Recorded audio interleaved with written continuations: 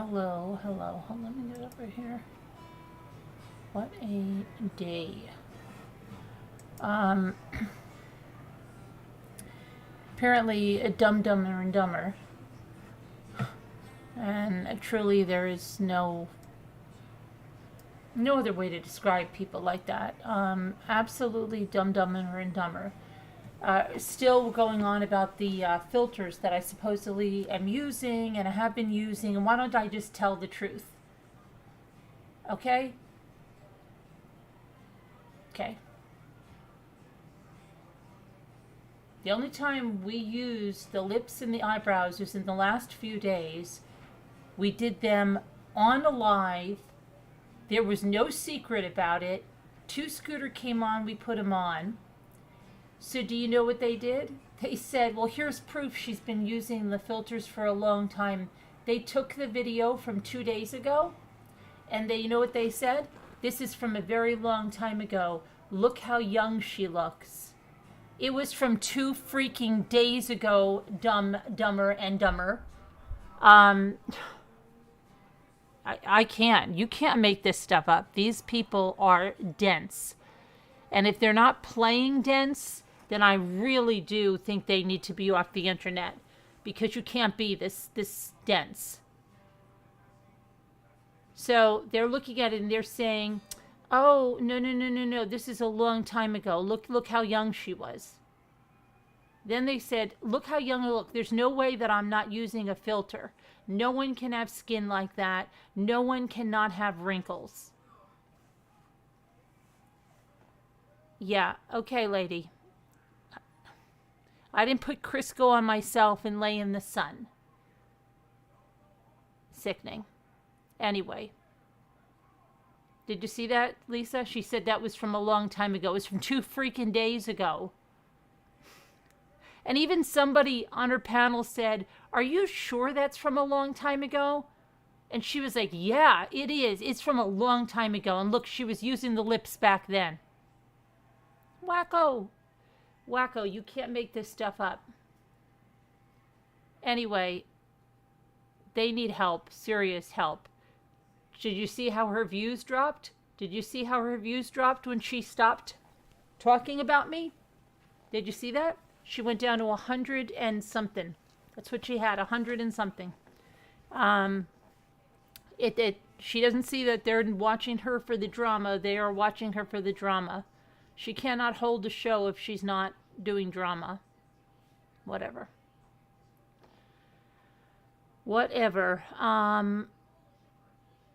And she's got all these whack jobs, you know, telling her, oh, no, you're right. Yeah, nobody could have skin like that. Nobody could have this. Nobody could have that. Nobody's seen her in person. Okay. Whatever. Anyway, we brought Roman back. And,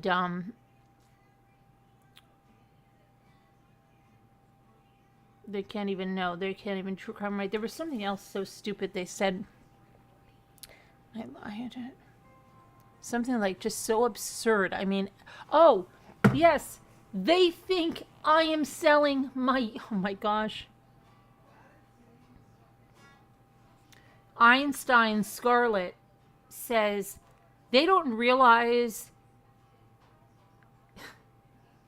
that we're talking about you selling used makeup. That when I did this, I'm talking about you selling used makeup. They go, she's really selling her used lip gloss? Wow. And does no one in the chat know that that is not true? I'm sorry, this is like bizarre. They've got to be fooling. They have to be fooling and just trying to think that. They have to be. Because if they're not, then they've really got serious issues. Anyway, I'm going to put the number in Slack because it's been quite a day and I'm so... These wackos. Yeah. But don't worry, because she's a published author, Lisa. She's a published author. Don't you worry about that. Don't question that.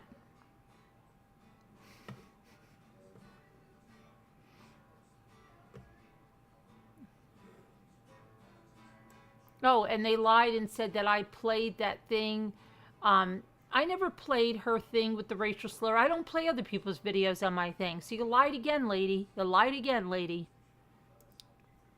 Liar that you are. All you do is lie.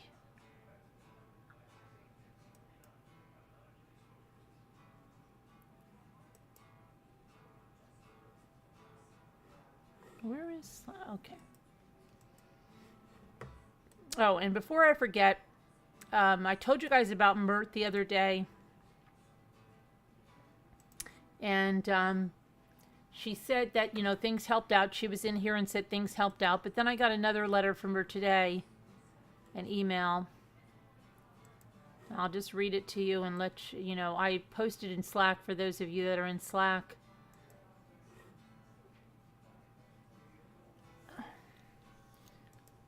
Let me see.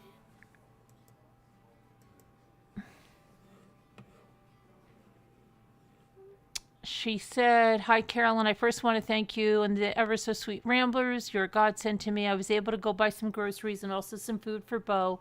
Luckily, I did not spend all the money at once because I was going to go to Aldi's for vegetables. I got notice that Heap, that's a service that paid her electric bill, which is great. However, they did not pay for my gas, which is my heat, and is scheduled for disconnect on Tuesday.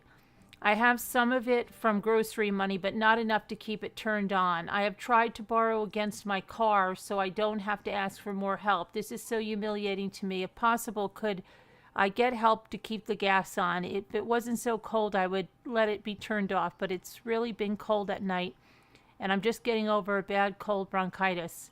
I'm keeping track of the help that I have received so I can pay it back once my disability is approved. Thank you all again and much love, Mert." So I'm going to put her PayPal. I did say to her that I added her PayPal to the community page yesterday. I can mention it again later when I'm on tonight. I'm sorry for your situation. Are they able to put you on a payment plan with the gas company? She said they put her on a budget, but she still has to pay this bill. I wish that Heap would have paid my gas instead of my electric. The electric was a much smaller bill as gas, but my understanding was they would be paying both bills. Apparently, they ran out of money. And I said, "Didn't you say you had some stuff to sell?" She said, "I'm looking through some of my things. The purses and jewelry are my sister's, and I have to talk to my brother-in-law about it. I've been sick, so I've not been able to get to his house. I've had a terrible cold, so I don't want to spread any germs. I'm on the mend now. How does the auction work, and when is it? Would you be able to explain my situation? Were you able to split with the gas? I wish I would have known sooner that Heap had not paid the gas bill. I would have paid that before I bought groceries.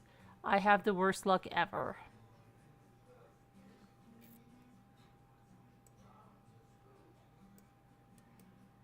Anyway, here is her PayPal.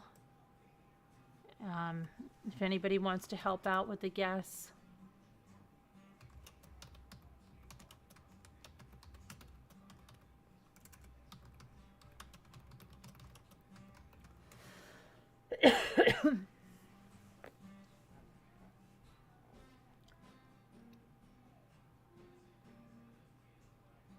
So that's that, and what else was there?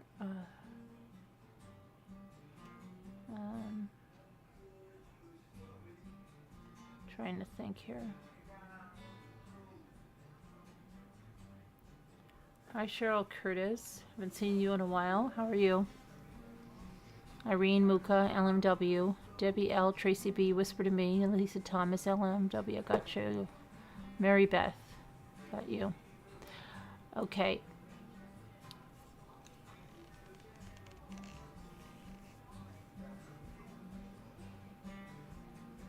tomorrow would be her last day to pay for the gas. Yeah.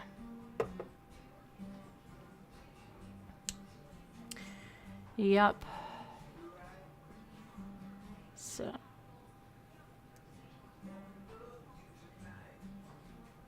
Posted on, they took it down. What happened? Oh, and I have another unbelievable thing. Did you guys read the community post? Okay. If you didn't, hello to Liz Tops. I struck that RCS channel last month. Okay? Their content was removed and they didn't counter strike it. But now I think that what they've done is they've gotten in with a bunch of other creators. BBT is definitely over there as well. And they went over there and they had them counter. And this is like a thing now. The one countered with the glitter company. Well, this countered with a fireplace company in the UK as the owner of the channel. So I wrote to the fireplace company. I gave them a copy of the letter that... what's in my hair? I gave them a copy of the... What is in my hair? I gave them a copy of the letter, which YouTube sent me. And it is the most bizarre thing that they attested to under perjury of law, but with the name of this fireplace company as the owner of the channel, and this woman, Diane, as the owner of the channel. And I'm going to read to you, if you didn't read the community post and read what they wrote, it is absolutely bizarre. And just such a blatant, like, I don't care, YouTube, come and get me, I'm lying through my teeth kind of thing. I mean...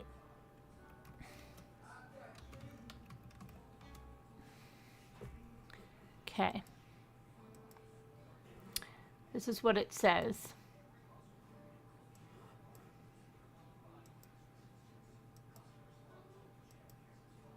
Hold on, I'm trying to make this larger.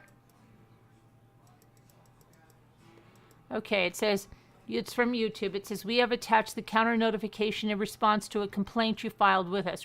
We're providing you with the counter notification and await evidence, if not more than 10 business days, that you filed an action seeking a court order against the counter notifier to restrain the allegedly infringing activity. In most cases, such evidence would include a lawsuit against the uploader who filed the counter notification, which names the specific YouTube URL at issue. So this is what they responded. Display name of uploader, real clear scripture. This is my video. Yes, we produced it together, but it is my copyright. That's a lie. It's my content. Okay? I wrote the script and did the heavy editing. We had a disagreement because she went back on her word. They're totally lying. I have retained counsel and will name YouTube in the litigation if you continue to enable her abuse. She had my house swatted. Lie. She threatened to throw my husband down the stairs. Lie. She sent one of her subscribers to harass me and strike me with a cane, referring to the Ginger Baker video. And charges are pending. Lie. And she talks about me for hours on her mega chats, telling all kinds of lies. Liar. She has ordered naughty magazines in my husband's name to be delivered to our house, hoping it would cause a marital dispute. Lie. She called me up at 3 a.m. my time, which she is well aware of, just to say, your mother was a hamster and your father smelled of elderberries. They are crazy. She is a total Anglophobe and takes that anger out on me. I am not interesting in restoring the video because she will just attack me more, but YouTube needs to stop her from asking for so many strikes on people. If you can't tell she's manipulating your system, perhaps it's time to hire an outside consultant. Scooter Chick could provide the advice you need. Please stop this lady from harming me and my family now. I swear under penalty of perjury that I have in good faith belief the material was removed due to a mistake or misidentification of the material to be removed or disabled. I consent to the jurisdiction of the Federal District Court for the district in which my address is located, or if my address is outside of the United States, the judicial district in which YouTube is located, and will accept service of process from the claimant. and puts the name of 34 Intake Road, Bolsover, Chesterfield, which is a fireplace company. And the name Deborah Powers, which they put in their, which they list over on their YouTube channel. So nobody's being doxxed because you sent this to me and you lied. There's no Deborah Powers connected with that business. And you lied completely with this, and everybody knows you lied. Okay? And you are made aware that when you file a counter notification, that your name and address become public. Yes. So good job, but it's fake anyway, so what does it even matter? It's not your address, and it's a fake name because you've been running it all over that other channel. You've been running that name and the email you used all over your fake. They're sick people. And now they're running this thing with YouTube. They're just listing any business and filing counter strikes with any business. And YouTube doesn't know anything. Yeah, of course it's a crime, Mimi, but it's not even a real name. That's not even a real person. That's not anything. It's all fake. It's all complete fake.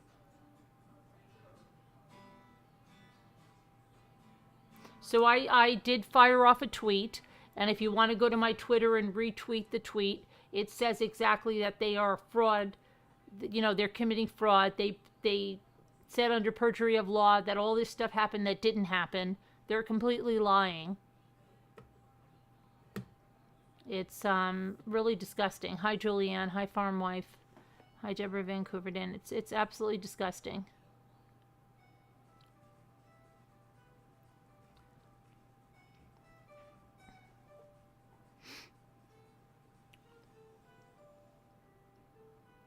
So, I don't know. Their address is a fireplace company. In Derbyville.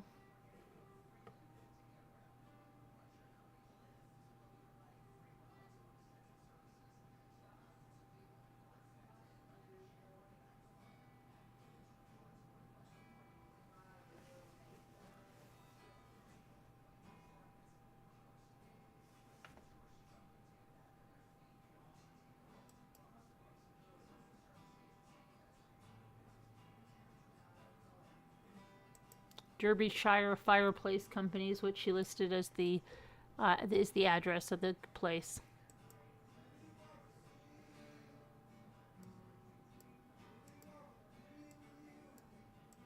This is like ridiculous.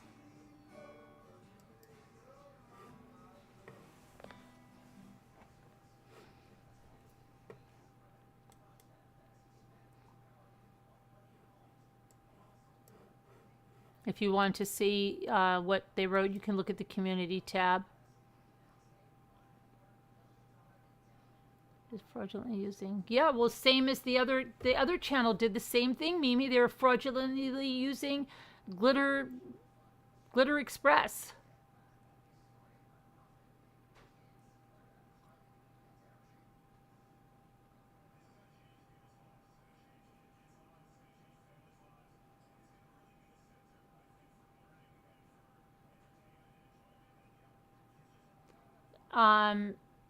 For what? Wait, hold on. You've got. Can I strike her for what? You've got two different things going on. This is the other channel. This is that other channel, the one that she promoted tonight, thinking that it was a anti-me channel, which it is, but she thought it was a pro-her channel, which it isn't, and she promoted them. This is what I mean. You can't make this stuff up. How ignorant.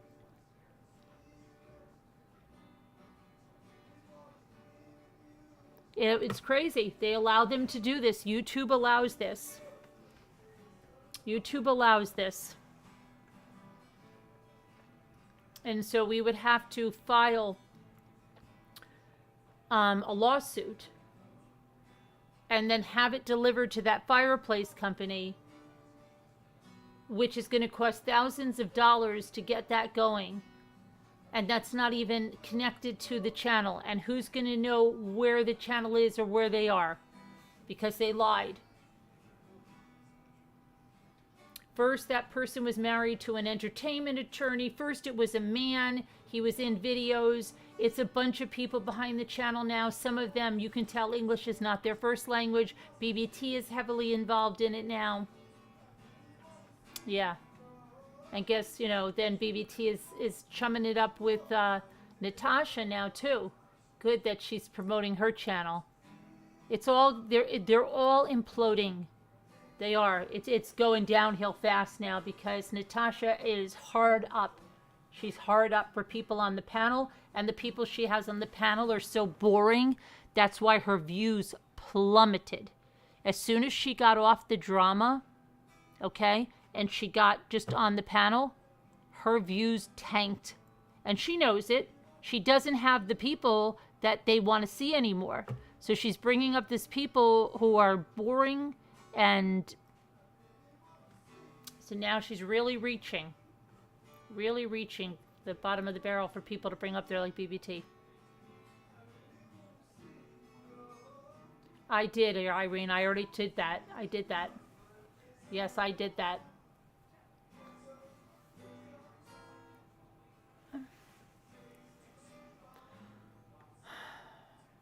Also mentioned Scooter's name. Breaks U.S. law. Not sure where they are.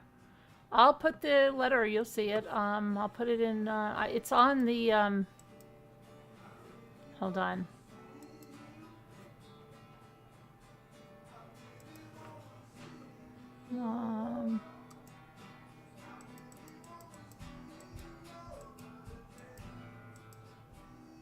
Poor Roman. I'll put the.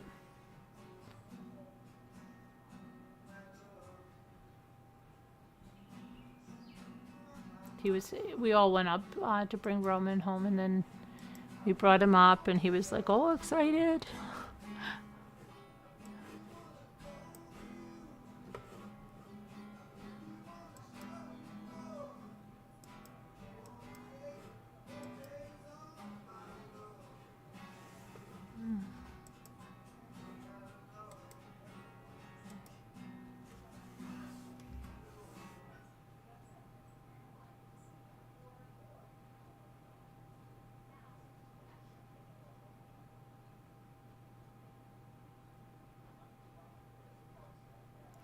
Okay. Uh-oh.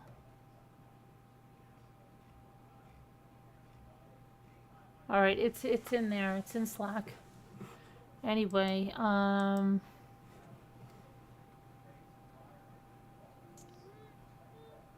yeah, Janice, it's all lies. They don't even know the difference between views or anything else. They're liars. Save the Drama is a completely biased channel. Please don't, let's not promote them. They're completely biased. And I just don't want to even give them any traffic. They're completely biased. They're contracted by Natasha. They're contracted by her because she was upset that nobody was making videos in her favor, and they're her. They work for her.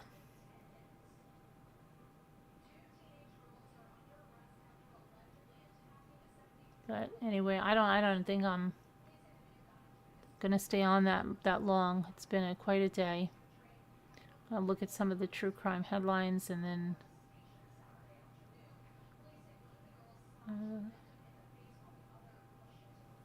I heard her kids and an elderly lady talking and laughing in the bathroom while she was peeking at the disgusting viral video of hate and lies. Yeah. Oh, her aunt was joining her. Her aunt was joining her in attacking people on a video the other day. Her aunt. Not the one that died, of course. She's trying to make everybody think that that's who I'm talking about. I'm talking about her aunt that's there with her. her aunt, who's in her 50s. A couple years older than Natasha, was joining her. All right, let me see here.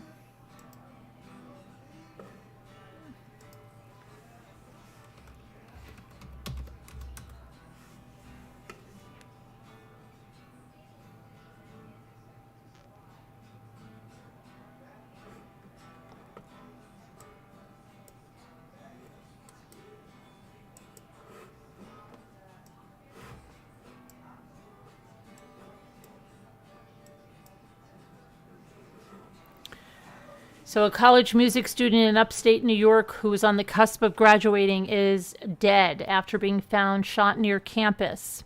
Elizabeth Howell, 21, a music education student at the State University of New York at Potsdam, was found lying along College Park Road just off of the campus around 6 p.m. Friday with gunshot wounds, and medics rushed her to Canton Potsdam Hospital, where she was later pronounced dead. On Saturday, police arrested 31-year-old Michael J. Snow in connection with Elizabeth's death. He has been charged with second-degree murder.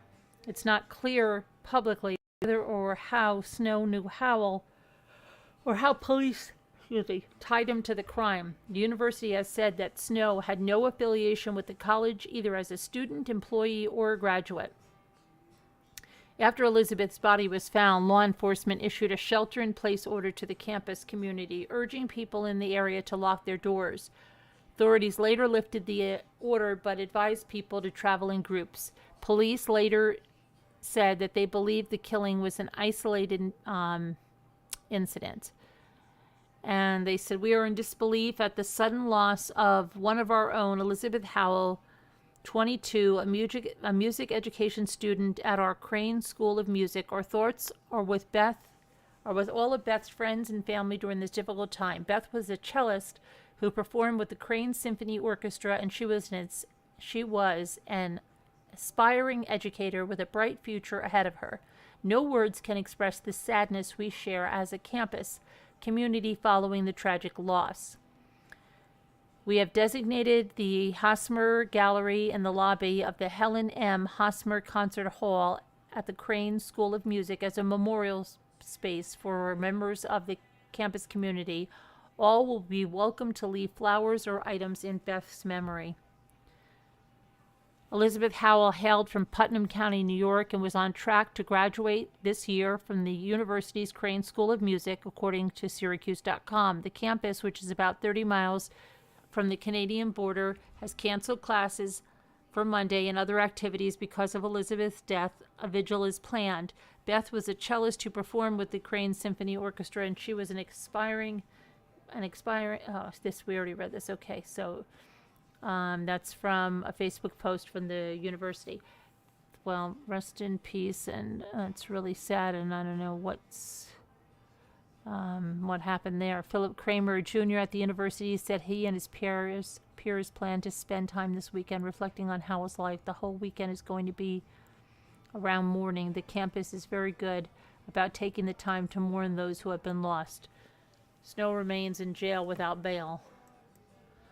I'm not sure what happened there. And then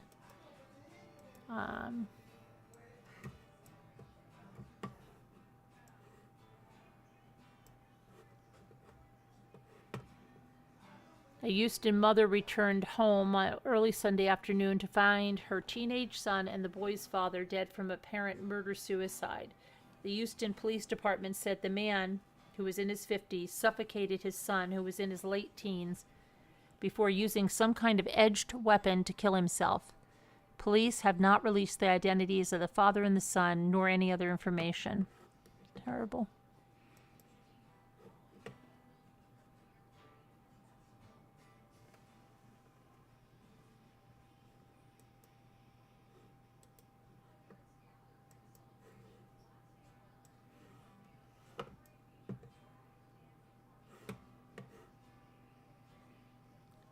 Authorities in Dallas, Texas announced on Friday that they made an arrest in a 38-year-old rape and murder of Mary Jane Thompson.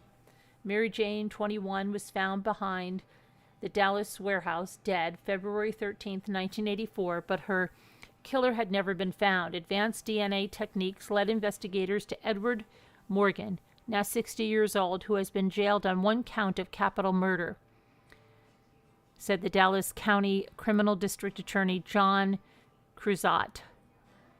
Thompson was an aspiring model. She moved to Dallas about 6 months before her death and previously had been living in Houston and Los Angeles.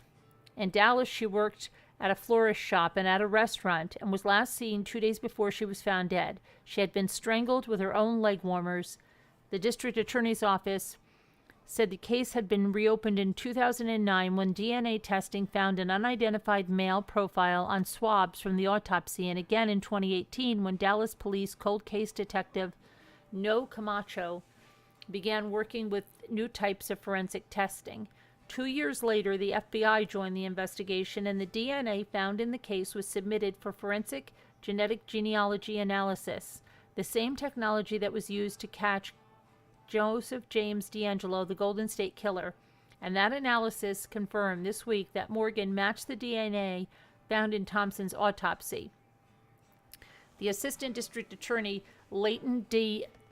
Antoni, pointed out that the FBI's Violent Crimes Task Force and Camacho thanked them for their efforts along with a large team of investigators. It's not every day when we're able to solve a 38-year-old cold case, capital murder, said D'Antoni. It takes a singular dedication and authentic commitment to justice to see it through. The people of Dallas are very lucky to have them helping to protect our community.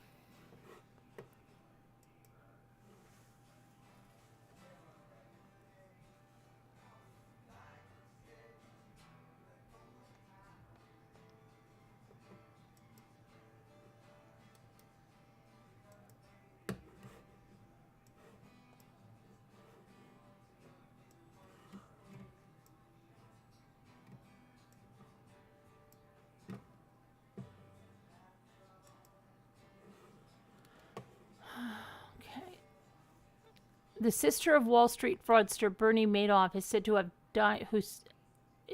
died in a murder-suicide earlier this week in Florida. 86-year-old Sandra Weiner and her husband Marvin Weiner were found dead Thursday evening at their home in Boynton Beach. The Palm Beach County Sheriff's Office has reportedly confirmed a murder-suicide investigation, but the agency has not publicly identified the individuals involved. However, the BocaNewsNow.com reported that an internal email sent to residents of the Valencia Lakes gated community confirms that Sandra and Marvin Weiner died.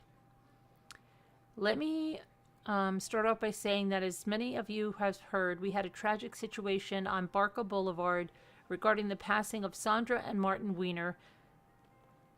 This internal email states, "Our thoughts and condolences go out to the family. There is currently an investigation pending. All I can say at this time is there is no security or safety threat to anyone in the community. It's not clear how the couple died and whether Sandra or Martin committed the act."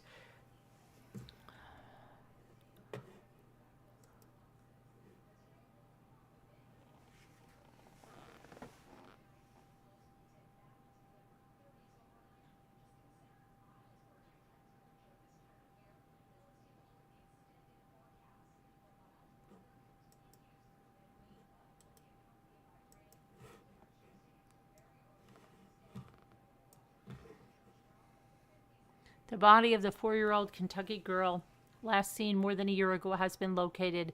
Authorities said Serenity McKinney was found in a wooded area in West Point, not far from the Jefferson-Bullitt County line, at about 2 p.m. on Friday. Catherine McKinney, Serenity's 21-year-old mother, and her boyfriend, 26-year-old Dakota Hill, have been charged with murder and abuse of a corpse.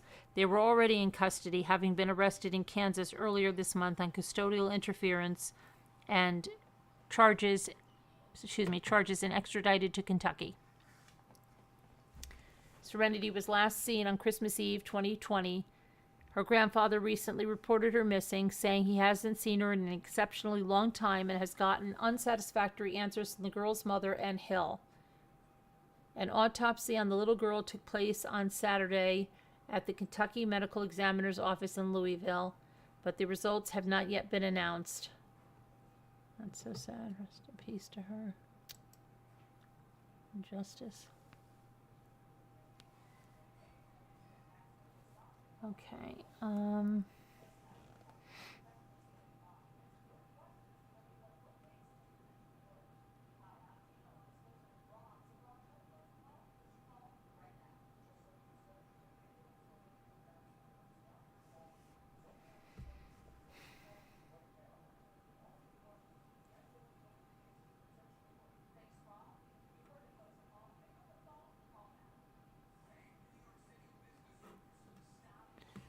Oh my gosh, look at this. McNabb. Remember McNabb's?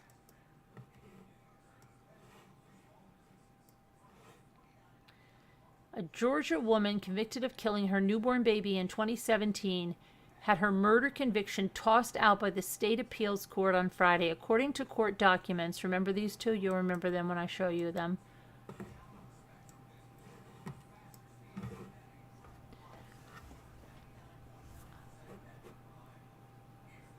According to the court documents, the State Court of Appeals agreed in a ruling that the prosecution failed to provide sufficient evidence that Courtney Bell, who was convicted along with her boyfriend, Christopher Michael McNabb, killed 2-week-old Kalia McNabb.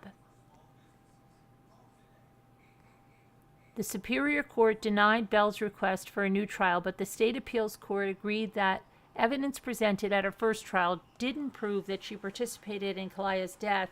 However, the State Appeals Court did find that her behavior leading up to the incident showed proof of contributing to the deprivation of a minor. Bell's lawyer, Eric Crawford, told the outlet that he anticipates that Bell will be resentenced at the Newton County Superior Court unless the state decides to appeal the conviction reversal to the Supreme Court. In October 2017, the Newton County Medical Examiner's Office reported that Kalia had died from blunt force trauma to the head. The injuries were gruesome. The infant was beaten so badly that her baby teeth, which had not yet developed, stuck through her gums. The baby also suffered a blow so severe to her head that her skull was seriously disfigured and damaged beyond repair. McNabb caused the injuries and then, in a panic, wrapped the baby in a blanket in one of his shirts, put her into a Nike drawstring bag. He then took Kalia into the woods behind his trailer home in Covington and buried her in a depressed area under a log. It is unclear exactly what caused the horrific beating, but according to testimony by Bell's cousin, Gerald Weatherford, both Bell and McNabb smoked meth with him on October 7, 2017, the night before Kalia disappeared. Courtney Bell was too busy smoking methamphetamine to protect her child, Assistant District Attorney Alex Stone said. During testimony in 2018's Bell's cousin, Megan Sorrell, said Bell was being abused at home during the time Kalia vanished. She also testified that McNabb and Bell were constantly fighting. Sorrells and Bell said Bell never told her about the abuse, but as a domestic abuse victim herself, she could already tell. She always had bruises on her, Sorrell said of Bell. I don't think I had to ask too many questions. I could tell. Court testimony also indicated that Kalia wasn't around her parents much in the 14 days she was alive. After spending 4 days in the hospital after birth, McNabb and Bell passed the baby off to family members multiple times. Kalia stayed several days with her grandfather, Tim Bell. Tim testified that he had returned the child home with milk and clean diapers in early October and told his daughter Belle to clean up her filthy trailer home. The following day, Kalia was dead. Although Belle wasn't accused of physically harming the baby, allowing Kalia to live in a dangerous environment while doing nothing to protect her makes her culpable of the murder, the prosecution said in 2018. A judge explained to Belle that her second-degree murder charge meant that irrespective of malice, while she was in commission of neglecting her baby, she helped cause her death. I believe this trial was in 2019. District Attorney Layla Zahn added that Kalia's best days were the days she stayed in the hospital after birth, and then that baby was doomed, as she said, as she was taken home. So sad. That child was doomed the moment they left the hospital. They took pure innocence and brought that child into a life of hell.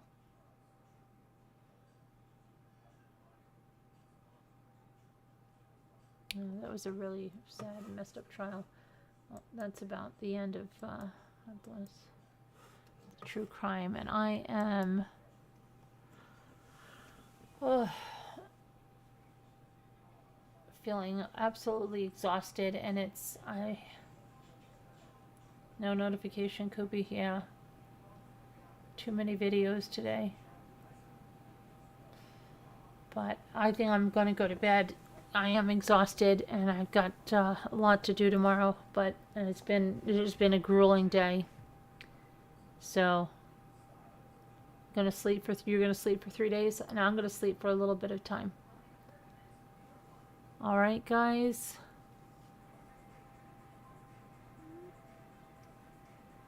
I have to go to sleep. I'm just exhausted. But I'll see you guys tomorrow. All right. I love you. God bless. Prayers for all that need them. See you. Bye-bye.